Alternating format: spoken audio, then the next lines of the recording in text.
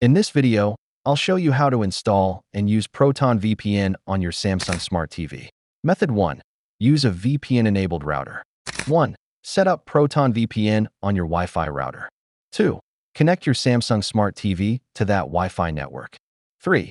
Now your TV's internet traffic goes through Proton VPN automatically. Method 2. Use Smart DNS or a VPN app on another device. 1. Install Proton VPN on your smartphone, PC, or a streaming device like Amazon Fire Stick. 2. Use screen mirroring or Smart View to stream content to your Samsung Smart TV through the VPN. 3. Or share your PC's VPN connection via an Ethernet cable or hotspot. Method 3. Use a VPN-compatible streaming device. Connect a device like Amazon Fire TV Stick, Roku, or NVIDIA Shield to your Samsung TV. Install Proton VPN on that device. Stream through the VPN while watching on your Samsung TV. Thanks for watching. If this helped, please like the video and subscribe for more helpful tech tips.